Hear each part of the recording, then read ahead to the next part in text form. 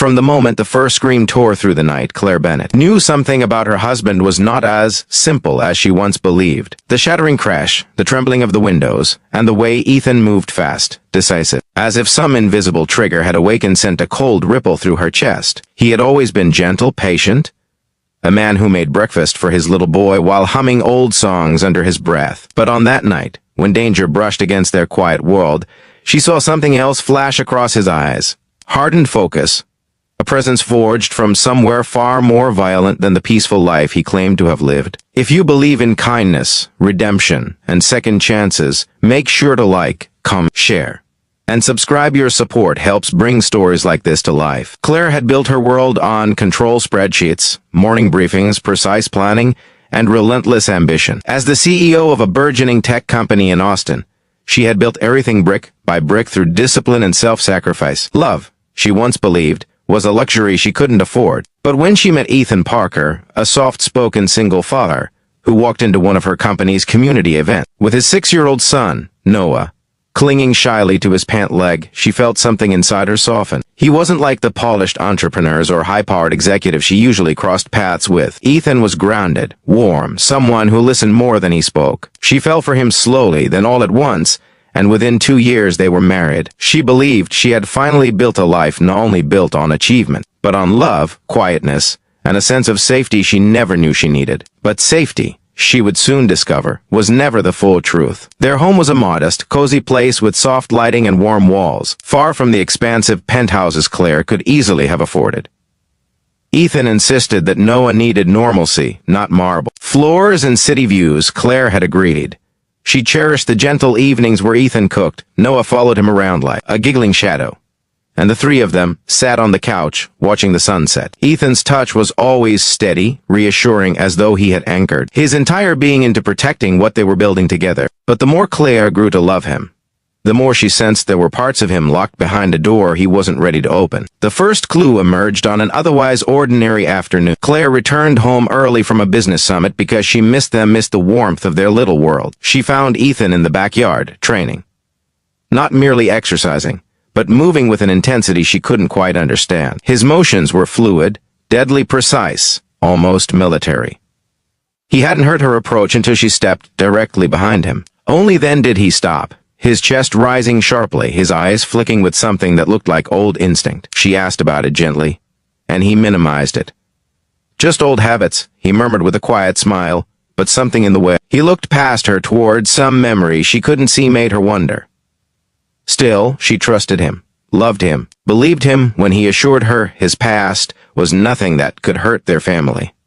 She didn't push him, not yet. But everything changed 3 months later.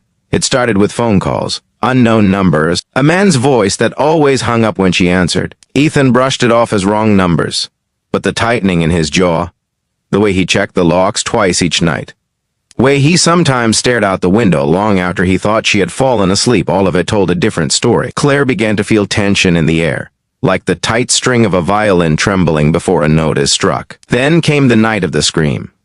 Claire had been reading in the living room while Ethan put Noah to bed. It was almost 10 when she heard the shattering crash outside, glass breaking, followed by an unmistakable sound of someone grunting in pain. Before Claire could even rise to her feet, Ethan was already in motion. She saw him sprint through the hallway, his steps silent, calculated. He waved her back with a firm gesture she had never seen from him, a command given, not as a husband, but as someone who had done this 1,000 times before. When Ethan stepped outside, Claire followed far enough to see, but not enough for him to notice. Under the dim porch light, 2 men stood in their driveway, one clutching a crowbar, the other holding what looked like a broken piece of metal. Claire's breath caught when she saw Ethan move. His body shifted, fluid and deadly. The same motions she had seen the afternoon, but now sharpened, unleashed. Within seconds, the men were on the ground, groaning, disarmed, no longer posing a threat. Ethan didn't say a word as he pulled out his phone, called the police like it was routine, and then walked back inside, as though nothing unusual had happened. But the look in his eyes told Claire it was far from routine. That night, after Noah was safely asleep, Ethan finally sat down with her, and the truth years of it buried deep came spilling out. He wasn't just a simple single dad. He wasn't just someone who used to work in logistics, as he had told her early in their relationship. He was a former member of one of the most elite special operations units in the United States military, a group so classified that even he rarely spoke its name aloud. He had spent years overseas, leading missions that the world would never hear about. He had seen things, done things, that had carved permanent scars inside him. His unit had saved countless lives, dismantled dangerous organizations, and protected the country from threats most people would never know existed. And before he left that world behind, he had made enemies, powerful ones. When Claire asked why he hadn't told her, Ethan said something that shook her to her core. He admitted that he had wanted to build a new life, one without violence, one where he could be the father no one needed, the husband Claire deserved. He believed that distancing himself from his past was the only way to protect them. But now, pieces of that past were resurfacing. People who had found out he was alive, who resented the missions he had led, who wanted revenge. What terrified her most was that he had been preparing for this quietly for months, hoping it would never come to their doorstep. But it had. In the days that followed, Claire found herself balancing board meetings and emotional turmoil, trying to process everything while trying to maintain a sense of normalcy for Noah. Ethan grew even more protective, walking her to her car each morning, scanning spaces before letting Noah enter them, analyzing shadows and corners like a man who'd never truly left the battlefield behind. It broke her heart to see the weight he carried, a weight he had wanted to spare from. The danger escalated slowly but surely. Strange cars parked too long near their street. A drone spotted hovering behind their home. An intercepted attempt to breach Claire's company servers, targeting files connected not to her business but to Ethan. Through every moment, Ethan's resolve hardened.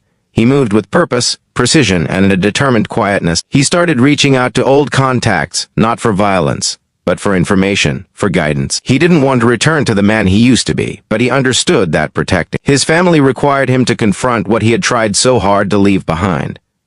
Through this storm, Claire watched him, listened, learned.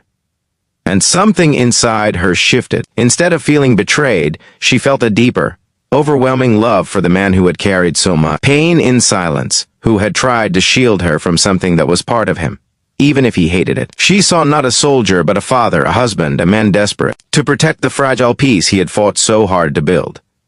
When the final confrontation came, it wasn't explosive. It wasn't cinematic.